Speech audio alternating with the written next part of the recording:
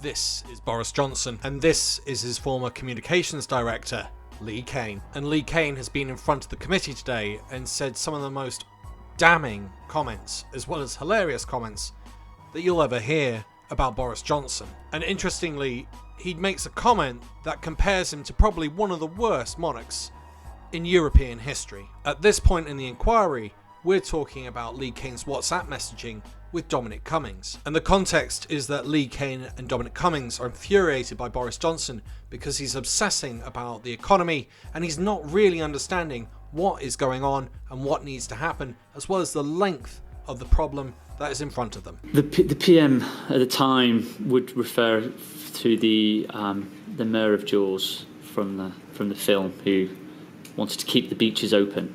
I think he had a routine from previous in his career where he would use that as a joke from one of his sort of after dinner speeches. But he sort of said, there's more harm coming. The mayor was right all along to keep the beaches open, because it would have been a long-term harm to the community. Except Steven Spielberg makes the mayor look like the villain. Have a listen. The situation is that apparently a great white shark has staked a claim in the waters off Amity Island, and he is going to continue to feed here as long as there is food in the water. And despite being given expert advice, the mayor doesn't care, in part because he doesn't want any flack from the community for shutting down the beach and ruining the summer. It's going to be one of the best summers we've ever had. Now, if you fellas are concerned about the beaches, you do whatever you have to make them safe. But those beaches will be open for this weekend. And then Mr. Cummings says, I've literally said the same thing 10 fucking times. He still won't absorb it. I'm exhausted just talking to him and stopping the trolley. I've had to sit here for 2 hours just to stop him saying stupid shit. I genuinely don't know what's funnier. Is it the posh accent describing this, or is it the actual description of Boris Johnson? And you say, I'm exhausted with him. There's then a gap for an hour, and it may be that there was then a press conference, because you then forward a tweet about someone who perhaps was watching that press conference, saying that they were confused by what Boris Johnson has said at it, and you say, as your message, no words. And then Mr. Cummings says, what did I say? It's only a matter of time before his babbling exposes the fact he doesn't know what to say. Should we be laughing at this, or really concerned that someone of that aptitude is now in charge of our country?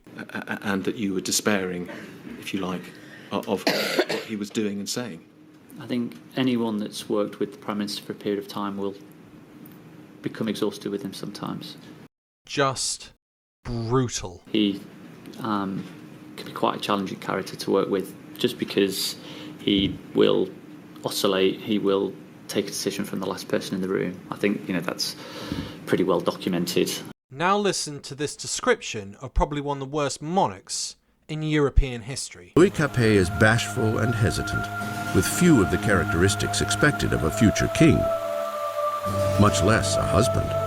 Louis was this pudgy, shy, painfully inadequate 15-year-old with absolutely no social graces at all. Louis XV's mistress, Madame du Barry, called him a fat, ill-bred boy. Basically, he was just a schlub. It was very hard for Louis to come to decisions. He dithered incessantly. He was always ready to be persuaded by the last person he had talked to. Again, those are usually not considered good leadership qualities.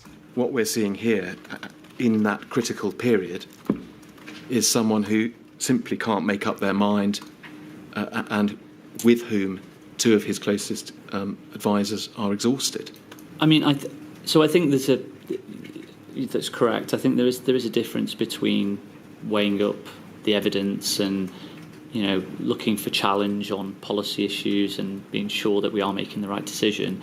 I think issues like if I remember correctly, the tweet there from Steve Swinford was regarding the press conference where I think he announced that we were going to turn the tide within 12 weeks, which we were frustrated by, because I think the whole point of the suppression strategy, Chris and Patrick had been very clear that the suppression strategy would be a long-term endeavour. We were looking at, probably a year where we were going to have to do pretty hard measures, alleviate them a little bit, go back into hard measures again to keep control of the virus until we were in a situation where a vaccine or another method came online, testing, that would allow us a route out. But we all knew it was a long-term challenge.